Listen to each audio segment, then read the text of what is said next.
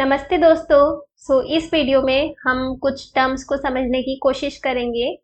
तो इस वीडियो में हम समझेंगे कि सोर्स क्या है, हायर सेल्फ क्या है, spirit team, spirit guide, team of light. जब भी हम ये टर्म यूज करेंगे तो इन सब का मतलब क्या है। इसके साथ ही हम थोड़ा सा एंसेस्टर्स के ऊपर भी बात करेंगे।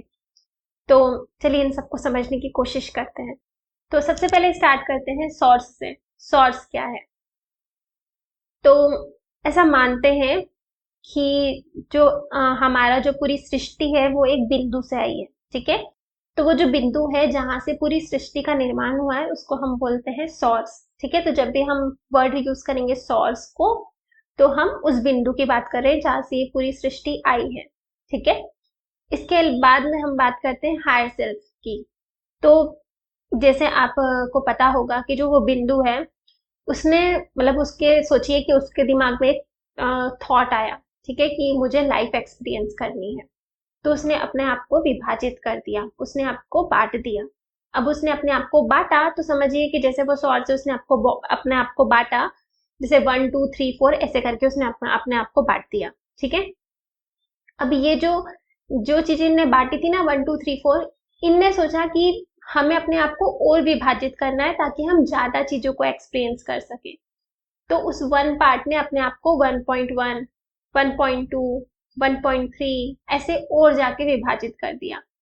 फिर उनने भी अपने आप को विभाजित कर लिया, तो जैसे 1.1 से 1.1.1 बन गया, 1.1.2 बन गया, तो ऐसे और विभाजित होते गए। समझ लीजिए कि मैं जो हूं मैं 1.1.1 हूं। ठीक है, तो अगर ऐसे देखा जाए तो मैं किसका पार्ट हूं? अगर मैं पीछे की तरफ जाऊं तो मैं पार्ट हूं 1.1 का। ठीक है, तो इस हिसाब से मेरी हायर सेल्फ कौन हुई? 1.1 मेरी हायर सेल्फ है। ठीक है, पर अगर आप और पीछे जाएंगे तो आप देखेंगे कि इस हिसाब से जो वन है, होल जो वन है, वो भी मेरी हायर सेल्फ है। और अगर देखें तो मैं पूरा पार्ट तो सोर्स का हूँ। ठीक है, मतलब जैसे हम बोलते हैं ना कि हम सब एक ही हैं, एक ही जगह से आए हैं। तो एज इन कि हम तो एक ही जगह से आए हैं। ठीक है, पर जैसे अगर हम क्लास की बात करें तो अगर मुझे कोई प्रॉब्लम होगी तो सबसे पहले मैं अपनी क्लास टीचर के पास जाऊंगी, फिर मैं अपने इंचार्ज के पास जाऊंगी, उस टीचर के जो इंचार्ज होंगे उनके पास जाऊंगी, उसके बाद फिर मैं प्रिंसिपल के पास जाऊंगी। राइट?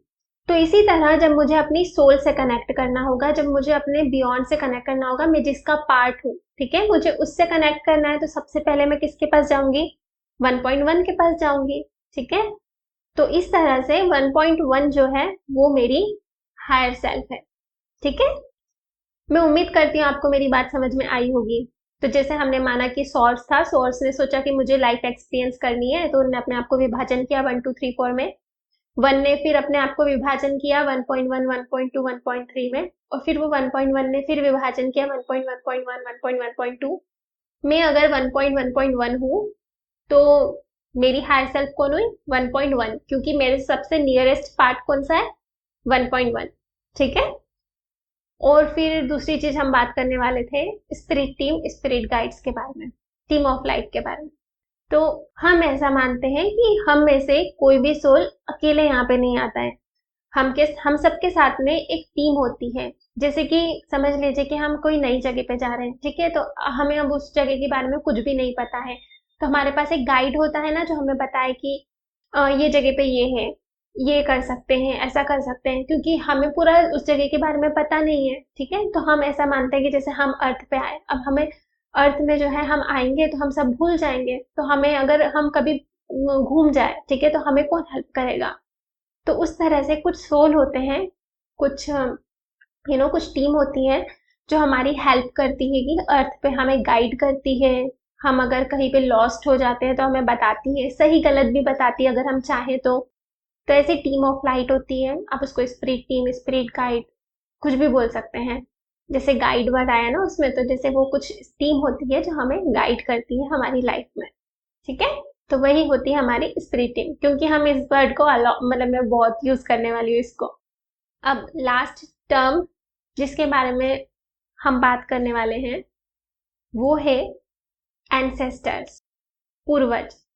तो हम क्या सोचते हैं कि जब हम बात करते हैं पूर्वज की, तो हम नियरेस्ट की बात कर रहे हैं, जैसे कि हमारे दादा हो गए, हमारे परदादा हो गए, इन तक की। पर इन वीडियोस में अगर कहीं भी हम पूर्वज कह रहे हैं, एंसेस्टर्स कह रहे हैं ना, पहले तो आप ये याद रख लीजिए कि एंसेस्टर मतलब पूर्वज, ठीक है। तो मोस्टली शायद मैं एंसेस्टर वर्ड ही यूज करूंगी।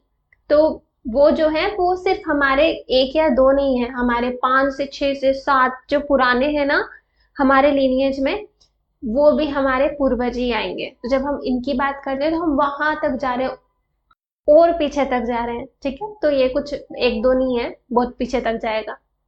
दूसरी चीज है कि जब हम पूर्वज की बात करते हैं, एंसेस्टर्स की बात करते हैं, तो हम सोचते हैं कि जो हमारा सिर्फ जो पापा के साइड का है वो ही हमारे पूर्वज है।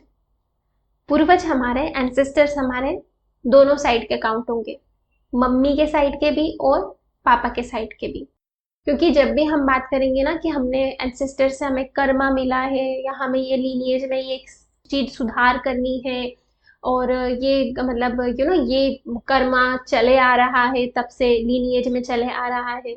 जब भी हम ऐसी बातें करेंगे तो ये नहीं है कि सिर्फ हम बोल रहे हैं कि पापा के लीनिएज में चले आ रहा है, पापा की इसके पापा पूर्वज हिस्ट्री में चले आ रहा है।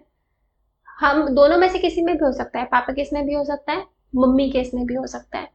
तो जब भी आपको अगर बात कर रहे हैं एंसेस्ट्रल कर्मा या ऐसी कुछ भी बात कर रहे हैं ना, तो ये ध्यान रखिएगा कि दोनों साइड का काउंट होगा। तो आने वाले आगे के सारे वीडियोस के लिए एक चीज जो हम याद रखेंगे, पूर्वज, एंसेस्टर मतलब दोनों साइड के, मम्मी साइड भी पापा साइड भी, ठीक है।